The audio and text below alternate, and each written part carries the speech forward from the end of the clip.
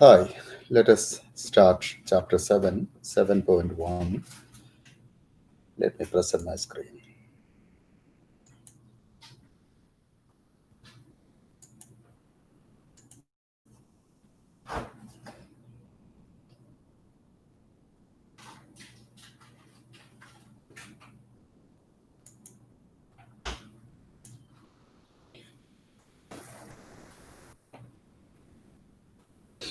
Integration by parts. This is a technique of integration that is used to integrate a certain kind of functions, which usually a product. Say, you look at this formula. This is the product rule. Fg prime is equal to Fg prime plus f prime g. First function times derivative of the second plus second function times derivative of the first. This is a product rule that you learned in your calculus 1. And now what you have to do is find the antiderivative on both sides. You get integral fg prime is equal to fg prime integral fg prime plus integral f prime g. And that implies fg. So integration and differentiation are reverse processes. So once you integrate fg prime, you get fg is equal to integral fg prime plus integral f prime g. Now you subtract integral f prime g on both sides. You get integral fg prime is equal to fg minus integral f prime g. So this is the formula for the integration by parts. And there is another method. Of course, it's not another method. The same method is it is the same method, but it is called the tabular method. You write f g prime, then differentiate f and integrate g prime, change the sign of the second line and integrate the second line. So this is the formula. F times g, see this is fg, f times g minus integral f prime g. So most of the problems I'm going to work out using the tabular method, which is more easy. Okay, this formula may be extended to the tabular method. So that is example 1. Evaluate integral 2x natural log of x dx. Whenever natural log of x is present in the function, that must be your first function f. So f natural log of x, differentiate that, you get 1 over x. G prime is 2x, integrate it, you get x square, 2 times x square over 2, that is x square. And then change the sign of the second line and then multiply like this, fg x square times natural log of x minus integral of the second line, that is integral 1 over x times x square dx. It is in fact fg minus integral f prime g. There is no difference at all, but this one is more convenient.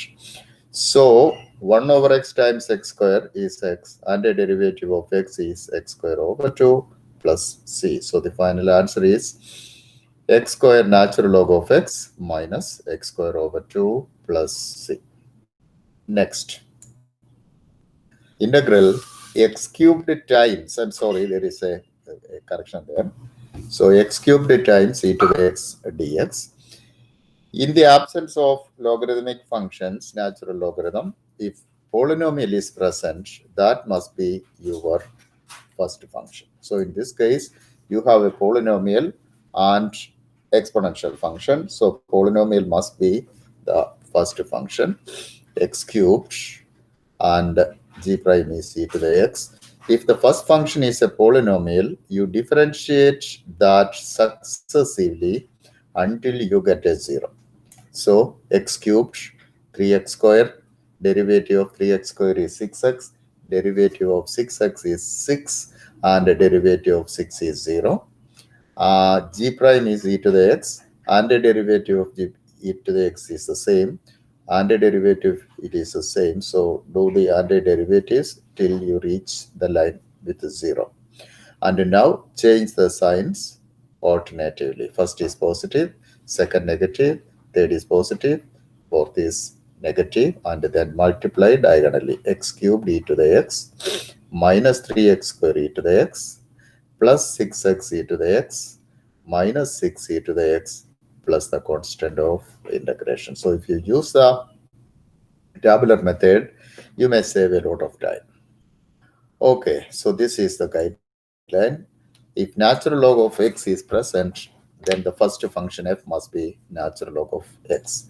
If natural log of x is absent and a polynomial is present, then f must be the polynomial and differentiate it repeatedly until you get a 0, and then you change the signs, first plus, second minus, and so on. Okay, so now here is a question from textbook. Square root of x times antiderivative of square root of x times natural log of x dx. You know, square root of x is the same as x to the 1/2. So I have already told you, if natural log is present, that must be the first function. So natural log of x and g prime is x to the 1/2. And differentiate natural log of x, you get 1 over x. Integrate x to the 1/2, you get x to the 3/2 over 3/2.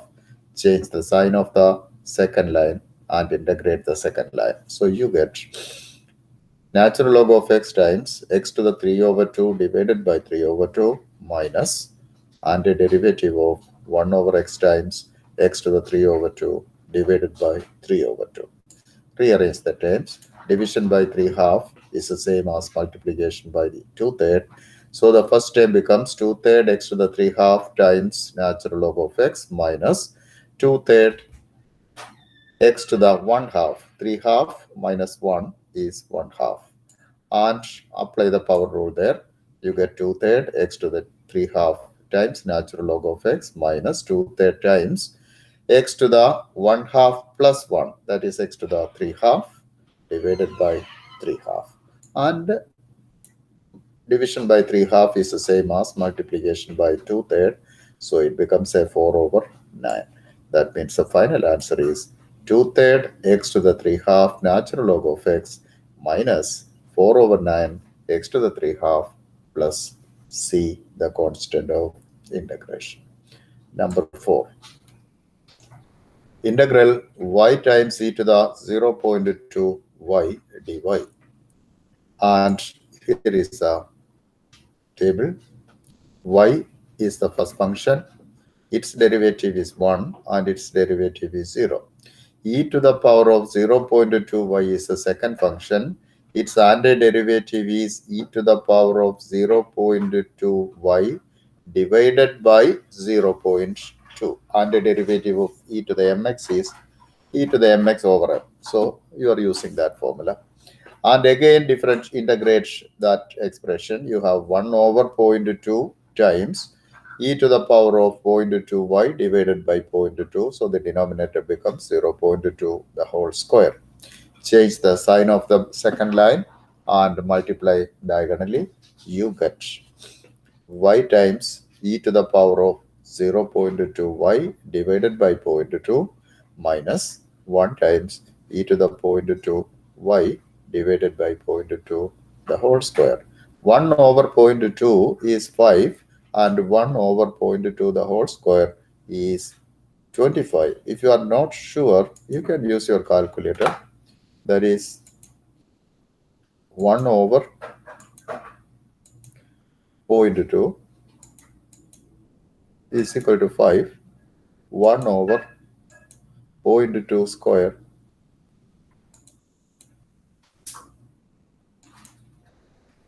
is equal to, oh sorry, that's 1, it must be 1 over 0.2 square is equal to 25. So the final answer is 5 times y e to the 0.2 y minus 25 times e to the 0.2 y plus constant of integration. Number 6.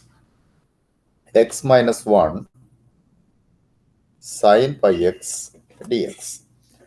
As I have mentioned, in the absence of natural logarithm, if a polynomial is present, your first function must be that polynomial. So in this case, f is x minus 1, g prime is sine pi x, differentiate x minus 1, you get a 1, differentiate 1, you get a 0, sine pi x, and the derivative of sine pi x is negative cos pi x over pi.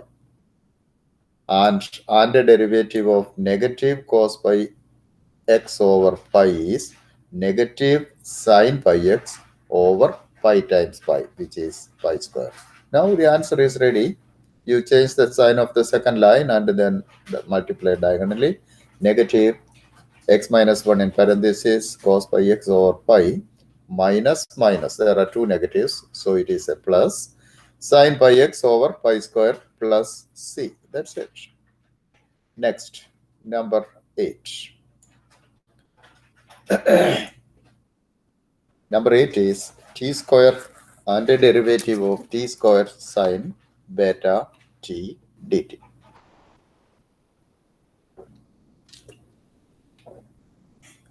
So t square is a polynomial function. That is the first function. So f is t square, g prime is sine beta t.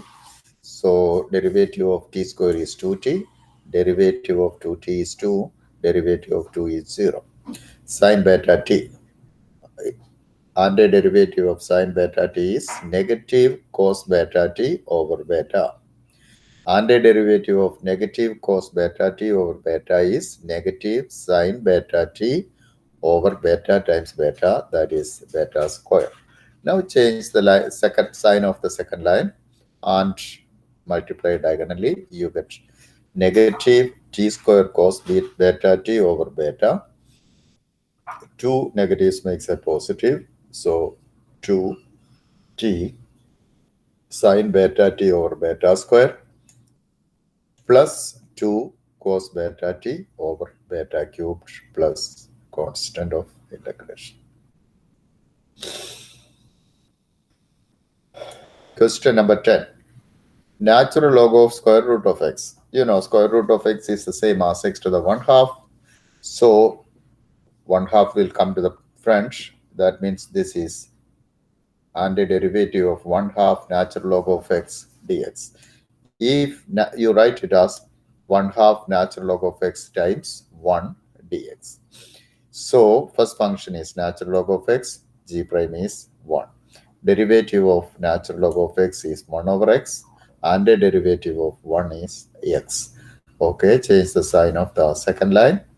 You get 1/2 is there, 1/2 times in bracket, x times natural log of x minus and the derivative of 1 over x times x dx. 1 over x times x is x, sorry, 1 over x times x is 1 and the derivative of 1 is x. So the final answer is 1/2 times in bracket x natural log of x minus x plus constant of integration.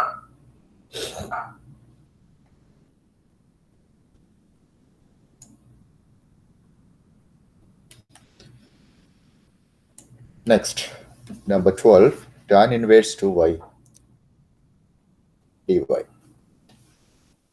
You write it as tan inverse 2y times 1 dy. So first function is tan inverse 2y and g prime is 1. Differentiate tan inverse 2y, you get 1 over 1 plus 4y square times 2. The reason is the derivative of tan inverse x is 1 over 1 plus x square. In the place of x, you have a 2y. So 2y the whole square is 4y square. And you use the chain rule, multiply 2y, you get multiply by the derivative of 2y, you get a 2. So derivative of tan inverse 2y is 2 divided by 1 plus 4y square. And the derivative of 1 with respect to y is y. And so change the sign of the second line and then integrate, multiply diagonally. So y times tan inverse 2y minus and the derivative of 2y divided by 1 plus 4y square dy. And I have written that 8, it has 8y over 4. So I pulled out a 1/4 so that this 2y becomes 8y. What is the reason? The reason is 8y is the derivative of the denominator. If the numerator is the derivative of the denominator, then the answer is the natural log of the denominator. So natural log of the denominator. So y times tan inverse 2y minus 1/4 times natural log of 1 plus 4y square plus the constant of integration. The reason is numerator is the derivative of the denominator. Number 14, x times cos h ax dx. So here polynomial is present. So that's the first function. So first function is x. Differentiate, you get a 1. Differentiate 1, you get a 0. G prime is cos h ax. So antiderivative of cos h ax is sin h ax divided by a. Antiderivative of that expression is cos h ax divided by a times a, which is a square. Change the sign of the middle line and then multiply diagonally. Your answer is x times sin h ax divided by a minus 1 times cos h ax divided by a square plus z. Number 16. Integral z divided by 10 to the power of z dz. So this time you write that 1 over 10 to the power of z as 10 to the power of negative z. So you have the product of two functions. Z is the first one, 10 to the negative z is the second one. And so z is the polynomial, that must be your first function. So here f is z, derivative of z with respect to z is 1, derivative of 1 with respect to z is 0. G prime, 10 to the negative z. Antiderivative of 10 to the negative z is 10 to the negative z divided by negative 1 multiplied by 1 over 10 natural log of 10. You recall the formula for b to the power of x. Antiderivative of b to the power of x is b to the power of x divided by natural log of b. Then you may ask a question, then why this is negative? The reason is there is a negative z. So since there is a negative z, you have to divide that by negative 1. So antiderivative of the 10 to the negative z is 10 to the negative z divided by negative natural log of 10. And when you find the antiderivative here, again you have a negative natural log of 10 already in the denominator. You get 10 to the negative z over negative natural log of 10. So two negatives makes a positive. 10 to the negative z divided by natural log of 10, the whole square. And change the sign of the middle term and then multiply diagonally z times negative natural log of 10 is there. So the expression is negative. Negative z 10 to the negative z over natural log of 10 minus 1 times 10 to the negative z divided by natural log of 10, the whole square. 10 to the negative z is 1 over 10 to the z. So I write that 1 over 10, 10 to the z in the denominator. So final answer is negative z divided by 10 to the z times natural log of 10 minus 1 over 10 to the z times natural log of 10 the whole square plus c. And now I'm going to show you an example where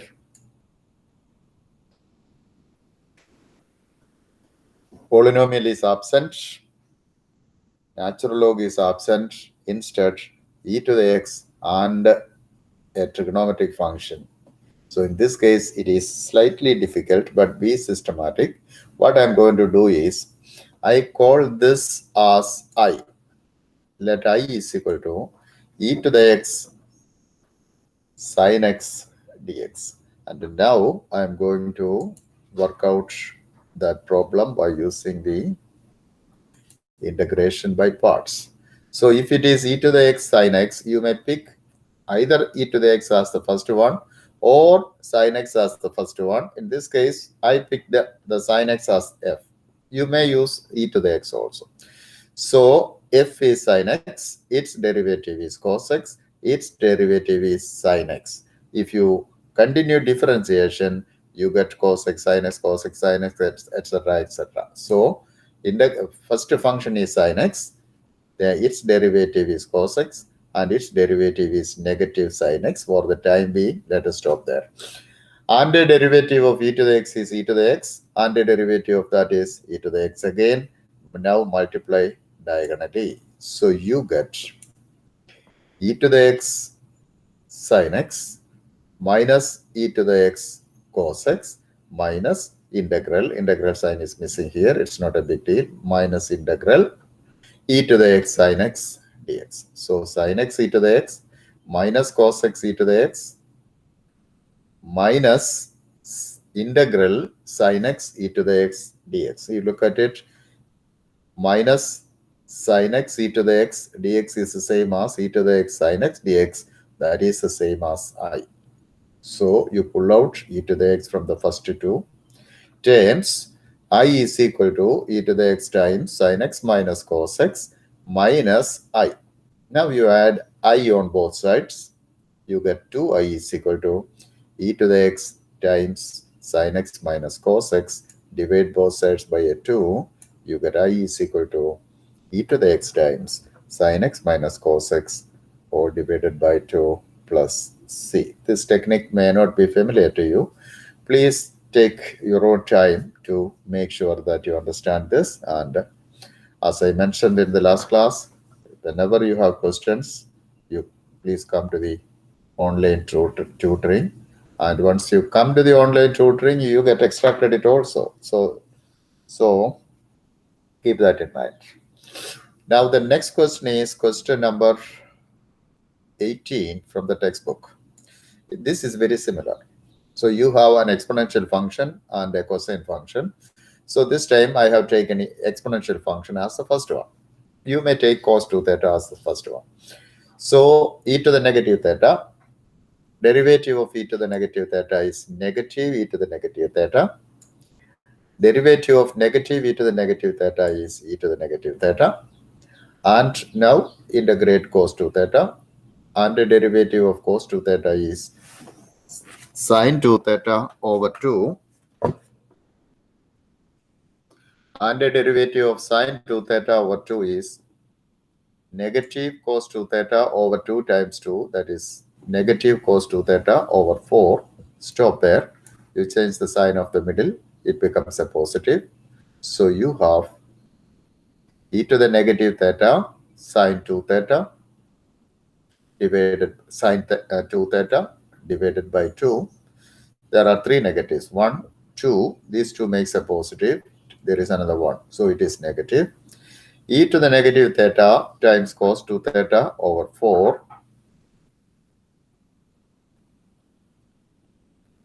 minus, because of this negative sign, minus integral e to the negative theta cos 2 theta over 4.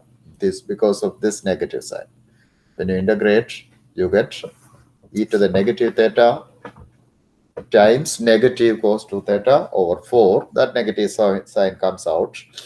And so that is the same as, again, as in the previous question.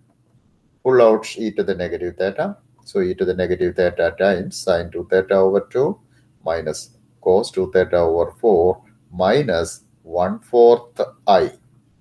So you add a 1/4 I on both sides. So I plus 1/4 I is equal to e to the negative theta times sine 2 theta over 2 minus cos 2 theta over 4.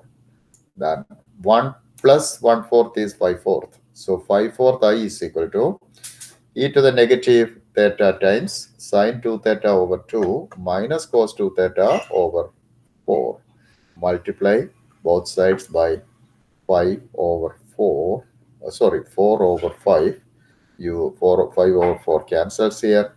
You get I is equal to 1 over 5 times 4 divided by is 2. So 1 over 5 times e to the negative theta times 2 sine 2 theta minus, the second case 4 cancels, minus cos 2 theta plus constant of integration. So 1 over 5 e to the negative theta times 2 sine 2 theta minus cos 2 theta. Question number 20. X times tan square x dx. And you need a trigonometric identity here. Tan square theta is secant square theta minus 1. So first you replace tan square theta by secant square theta minus 1 and now distribute x. You get x times secant square theta x dx minus x dx. So that is equal to, you call the first one I, this is I. I is integral x secant square x dx minus integral x is x square over 2 plus c. Now you have to calculate the I. See, here is I. I is x times secant square x dx. So x is the first function. Secant square x is the second function g prime. Differentiate x, you get a 1. Differentiate 1, you get 0. Then integrate secant square x, you get a tan x because derivative of tan x is secant square x. And then integrate tan x, negative natural log of cos x or natural log of secant x. So you may use negative natural log of cos x or natural log of secant x. They are the same. And so the I is x times tan x plus natural log cos x. So this is x times tan x plus natural log of cos x minus x squared over 2 plus constant of integration. Number 22. Sine inverse x dx. So you write it as sine inverse x the whole square times 1 dx, and clearly sine inverse x the whole square must be the first function.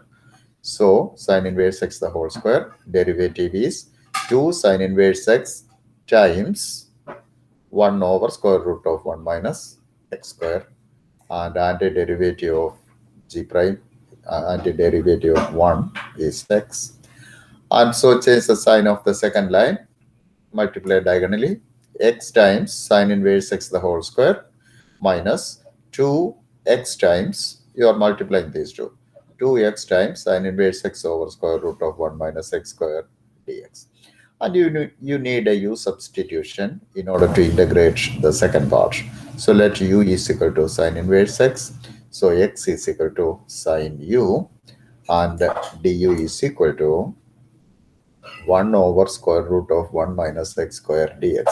So 1 over square root of 1 minus x square dx is du. And x is sine u, sine inverse x is u. So this is x times sine inverse x the whole square minus 2 times sine u. X is sine u. Sine inverse x is u. And dx over square root of 1 minus x square is du. And again, you have to apply the integration by parts once again.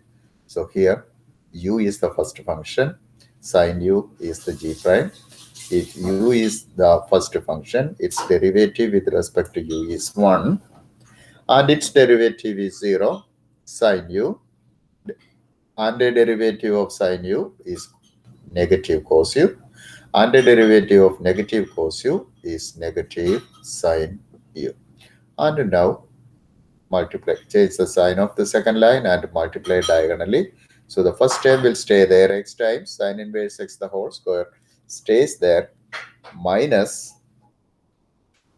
2 times. So here, minus 2 times. Now I'm writing this integral, u sine u du. So minus u cos u plus sine u. So that is x times sine inverse x the whole square plus 2u cos u minus 2 sine u. There is no u in the question, so there should not be any u in the answer. So we are going to get rid of the u. So what is u? U is sine inverse x and x is sine u. In such a case, you draw a right triangle.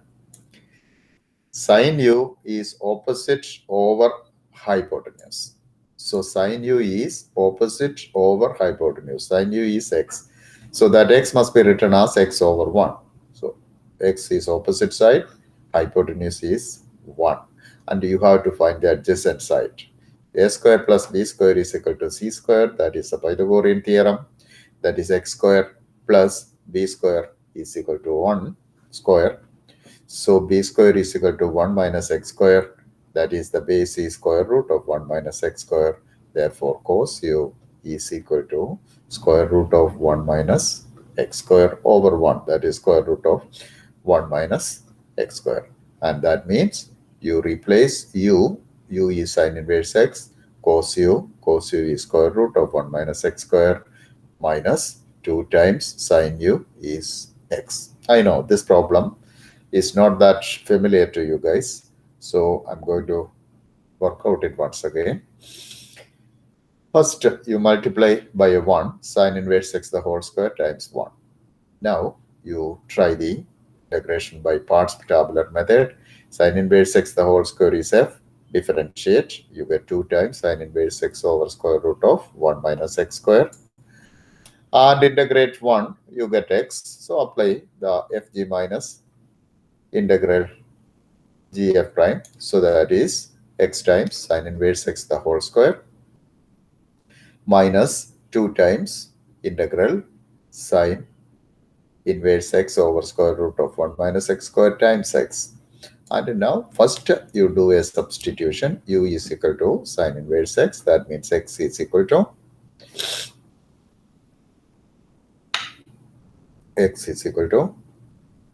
sine u. Du is equal to 1 over square root of 1 minus x square dx. And so you replace x is sine u, sine inverse x is u, dx over square root of 1 minus x square is du, and you get x times sine inverse x the whole square minus 2 times u sine u du. Use the integration by parts there, and the most important part is here. X is sine u, so sine u is x over 1. Sine is opposite side over hypotenuse, so x is the opposite side, hypotenuse is 1, and using Pythagorean theorem you complete the triangle and find the base. Base is square root of 1 minus x square, so cosine u is square root of 1 minus x square divided by 1, that is square root of 1 minus x square, and then plug in those expressions here.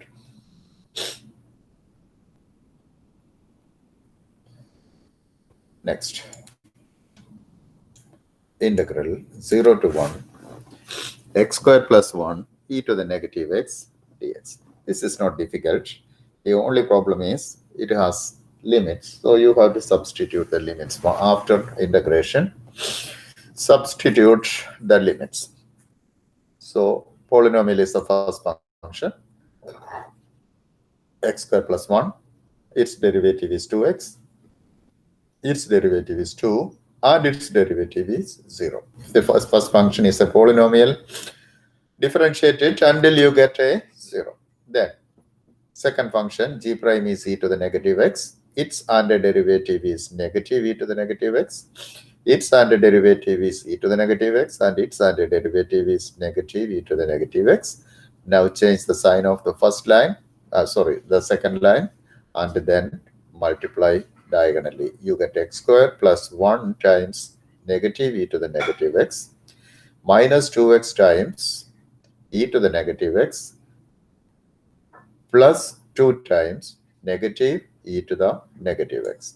And negative e to the negative x is common factor. So pull out negative e to the negative x times first term x square plus 1 Second term plus 2x because negative sign is pulled out. Third term negative is pulled out, it's a plus 2. And now substitute the limit. So one more simplification is there, 1 plus 2 is 3. So negative e to the negative x times x square plus 2x plus 3 from 0 to 1. And you substitute the limit. When you substitute 1, it becomes negative e to the negative 1 times 1 square plus 2 times 1 plus 3 minus substitute 0, that is negative e to the negative 0 times 0 square plus 2 times 0 plus 3. So these two terms are zeros, and here 1 plus 2 plus 3 is 6. So negative 6 over e plus 3. This is just a 3. This is a 1. E to the 0 is a 1. So it is 1 times 3. It's positive, and then e to the 0 is a 1. So 1 times 3 is 3. Next. Number 26. Integral 1 to 2 w square natural log of w dw. Yes, natural log of function is present, so that must be the first function. So natural log of w, then differentiate it 1 over w. G prime w square, integrate it w cubed over 3. Change the sign of the second line and integrate the second line. So multiply diagonally. W cubed over 3 times natural log w minus 1 over w times integral 1 over w times w cubed over 3 dw. That is w cubed over 3 natural log w minus 1/3 times integral w square dw, because w cubed divided by w is w square. And so that is equal to w cubed natural log w over 3 minus 1/3 times w to the 3 over 3 from 1 to 2. And so this is, when you substitute 2 cubed natural log 2 over 3 minus 1 over 9, 3 times 3 is 9. 1 over 9, 2 cubed minus, now substitute the over limit 1 cubed natural log 1 over 3 minus 1 over 1 cubed over 9. Natural log 1 is 0. So it is 8 over 3 natural log 2 minus 8 over 9, and then plus this natural log 1 is 0. So that's 0. 2 negatives makes a positive. 1 over 9. You combine these two. Negative 8 over 9 plus 1 over 9 is negative 7 over 9. So the final answer is 8 over 3 natural log 2 minus 7 over 9. Number 28.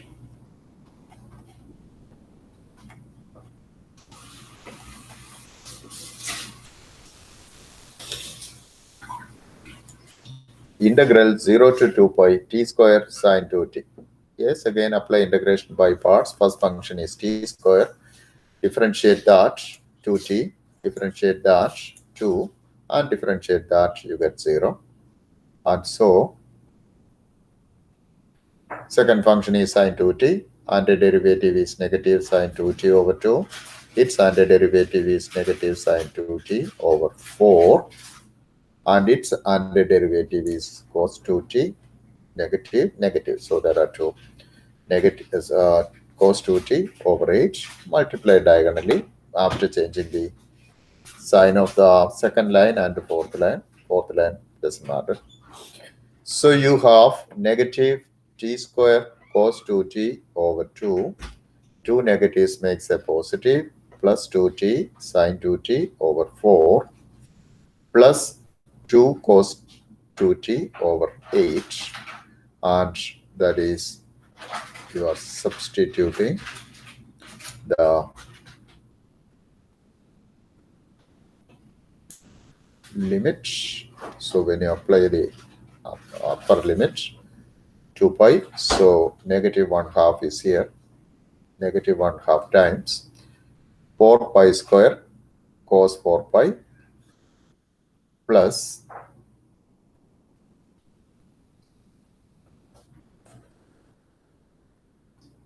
1/2 times, this is 2 over 4, that is 1/2 times 2 pi times sine 4 pi, actually this is a sine 4 pi, but that doesn't affect because it's going to be 0. This is a sine 4 pi plus 1/4 times cos 4 pi, that is when you substitute the upper limit. Now substitute the lower limit. When t is equal to 0, first term is 0, second term is 0, third term is 2 times cos 0, which is a 1 over 4. And now negative 1/2 times 4, that is negative 2 pi square, because cos 4 pi is 1.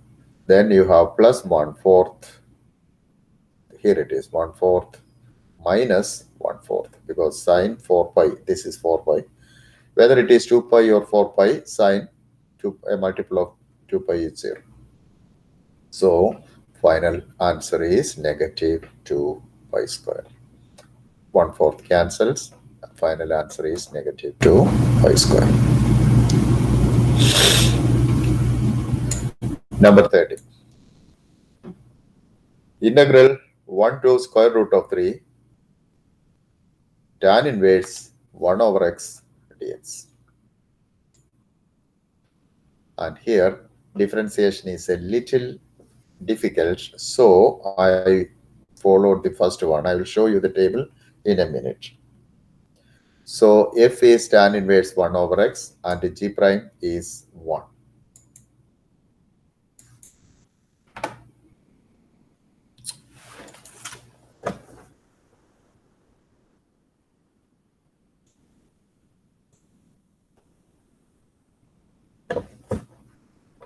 I don't know what happened.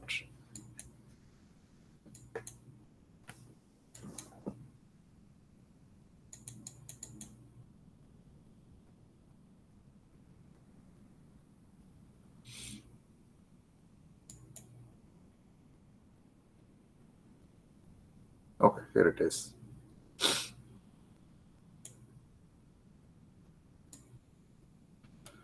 F is tan inverse 1 over x. So g prime is 1. F prime, differentiate, be careful, differentiation is not that easy. F prime is equal to 1 over 1 plus 1 over x the whole square times derivative of 1 over x, that is negative 1 over x square.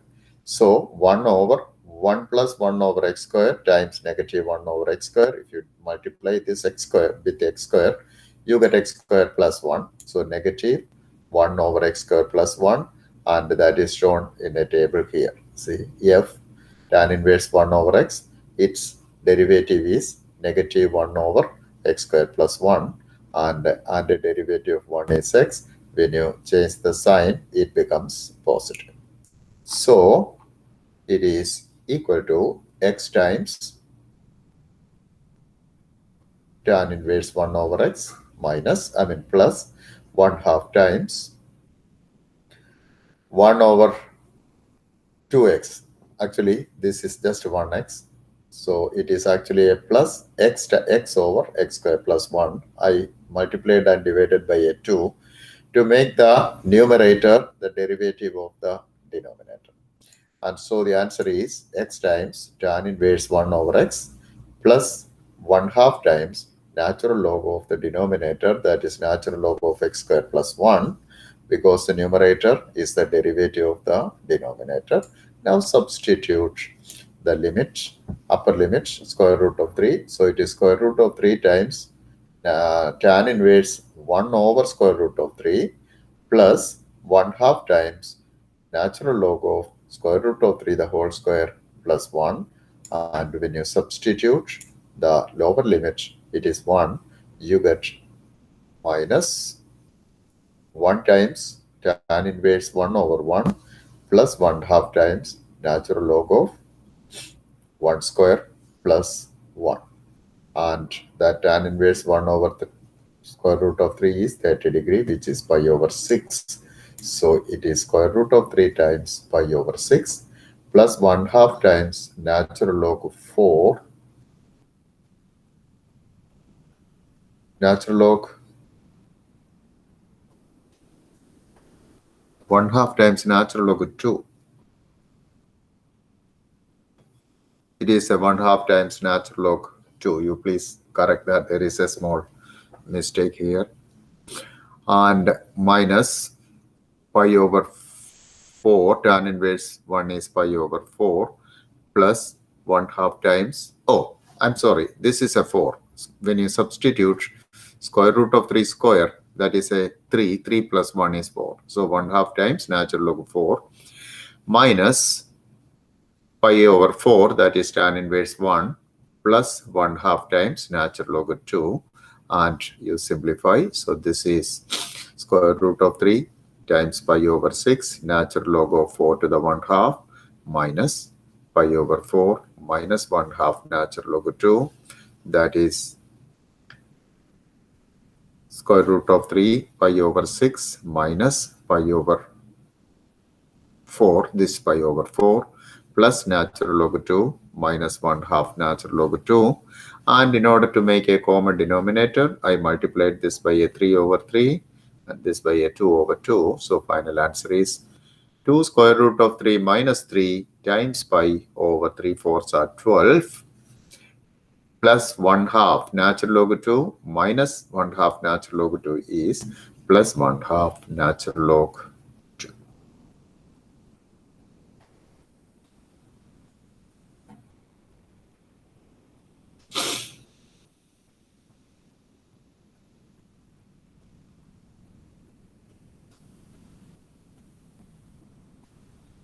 Okay. Then 32. Integral 1 to 2 natural log of x the whole square divided by x cubed. And this question also is not a very easy one. First, you do a substitution. Let u is equal to natural log of x. Therefore, x is equal to e to the power of u. Dx is equal to e to the power of u du. X is equal to 1 implies u is equal to natural log of 1, which is 0. X is equal to 2 implies u is equal to natural log of 2. So this becomes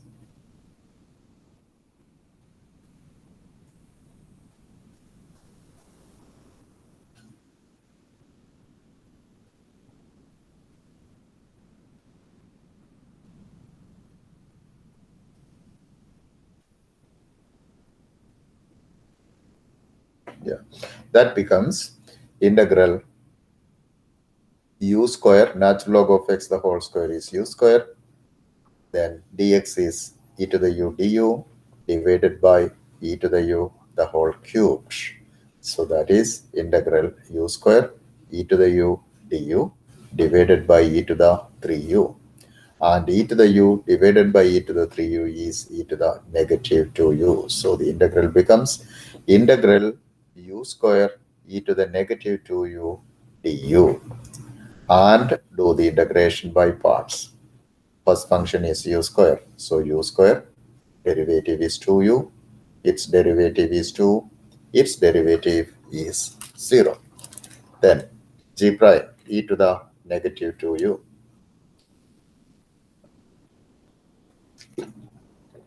Its antiderivative is e to the negative 2u over negative 2.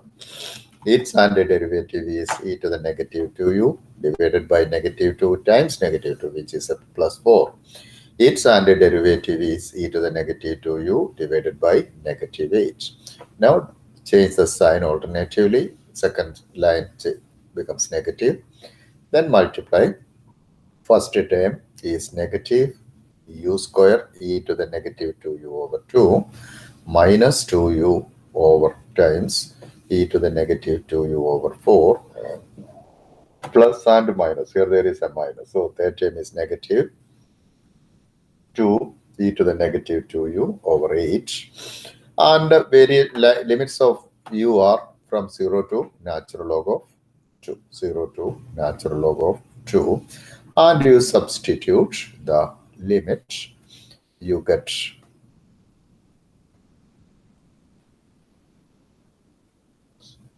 you pull out e to the negative e to the negative 2u, you pull out e to the negative e to the negative 2u, so you get a u square over 2 plus u over 2, 1, 2 or 4, that's 1 half, minus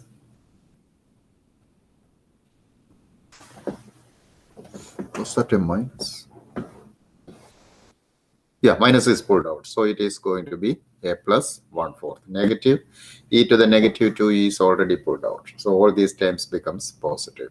Now substitute the limit, negative e to the negative 2 times natural log 2 times natural log 2 the whole square over 2 plus natural log 2 over 2 plus 1/4 minus negative e to the 0 times 0 plus 0 plus 1/4.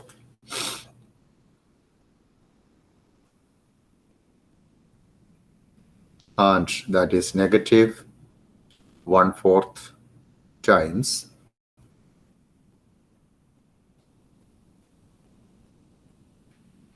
the reason is e to the negative 2 natural log 2 is e to the natural log of 2 to the negative 2, that is the same as 2 to the negative 2, that is 1/4. So e to the negative 2 natural log 2 is the same as 1/4. So it is negative 1/4 times natural log 2 the whole square over 2 plus natural log 2 over 2 plus 1/4, and then there is a plus 1/4 here. Negative, negative, 2 negatives makes a positive. E to the 0 is 1.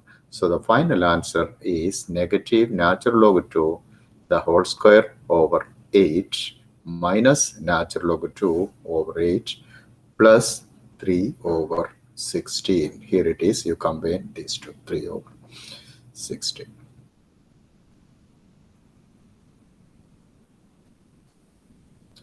And in this case, it is not an integration by parts, so I'm just skipping that. It is just a substitution. Go through that.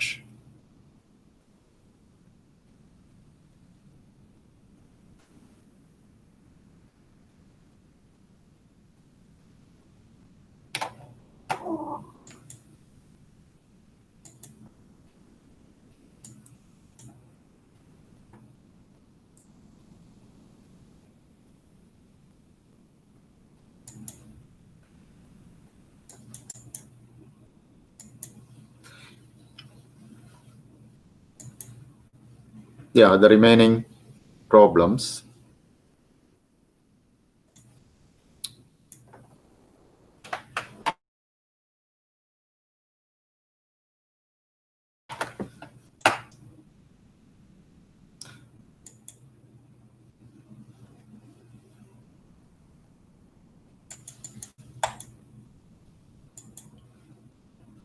The remaining problems I will discuss in a different presentation.